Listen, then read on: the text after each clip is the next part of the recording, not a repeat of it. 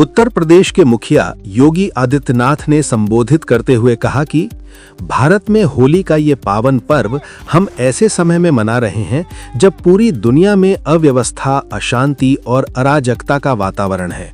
लेकिन भारत अपने मजबूत और यशस्वी नेतृत्व में आनंद, उत्साह और उमंग के साथ इस महापर्व का आनंद ले रहा है। मुख्यमंत्री ने आगे कहा कि ये नया भारत है। ये वो भारत है जो चुनौतियों से घबराता नहीं, बल्कि हर चुनौती को अवसर में बदलने का सामर्थ्य रखता है। आज जब विश्व के कई देश संकटों से जूझ रहे हैं, तब भारत विकास, सुरक्षा और सांस्कृतिक मूल्यों के साथ नए आयाम स्थापित कर रहा है। उन्होंने प्रदेशवासियों को होली की शुभकामनाएं देते हुए सौहार्द, भाईचारे और शांति का संदेश दिया। मुख्यमंत्री ने यह भी कहा कि रंगों का ये त्योहार हमें एकता का संदेश देता है। हम सब मिलकर प्रदेश और राष्ट्र की प्रगति के लिए संकल्प लें और सकारात्मक ऊर्जा के साथ आगे बढ़ें। बहनों और भाइयों, होली का ये पर्व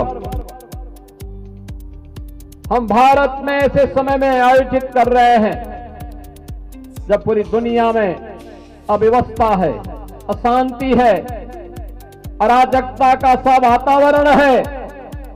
लेकिन भारत अपने यशस्वी नेतृत्व में आनंद और उत्साह के साथ, उमंग के साथ इस पर्व का आनंद ले रहा है। कहीं कोई भय नहीं, कहीं अराजकता नहीं, कहीं अविश्वास नहीं। हर ओर एक ही भाव है और वह भाव है सत्यमेव जयते का। हर ओर एक ही आवाज गूंज रही है, यह तो धर्मस्ततो जय। जहां धर्म होगा वहीं जय होगी, वहीं विजय होगी। जहां सत्य होगा वहीं जय होगी। और यह भाव हमारा सनातन वाक्य है, इसकी गूंज सर्वत्र हमें सुनाई दे रही है। मैं देख रहा था परसों होलिका दहन के कार्यक्रम प्रारंभ होने के पहले जगह जगह होलिका दहन के भक्त प्रहलाद की शोभा यात्राएं निकल रही थी।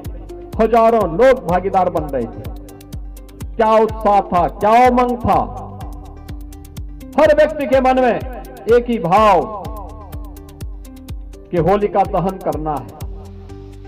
होलिका दहन का मतलब अपने अहंकार को मिटाना है,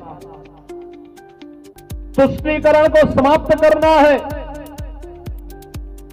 कहीं कोई भ्रष्टाचार पनप रहा है तो उसकी होलिका दहन करना, उसका दहन करना है। और कहीं पर कोई अराजकता, कोई आतंकवाद, कोई उग्रवाद सिर उठाने का कुत्सित प्रयास कर रहा है तो उसको नेस्तनाबूद भी करना है। यह संकल्प सर्वत्र हम सबको सुनाई दे रहा था। और याद करना, भगवान नरसिंह तो श्री हरि विष्णु के एक महत्वपूर्ण अवतार है। भारत के अवतारों की परंपरा हम सबको इस बात के लिए आगाह कराती है कि ईश्वर तो सर्वत्र है, लेकिन ईश्वर का भक्त बनना पड़ेगा। एक भक्त के बनकर के, एक याचक बनकर के जब हम ईश्वर की शरण में जाते हैं तो अपने आप ही हमारी याचना स्वीकार होकर के हमें फल प्राप्त होता है।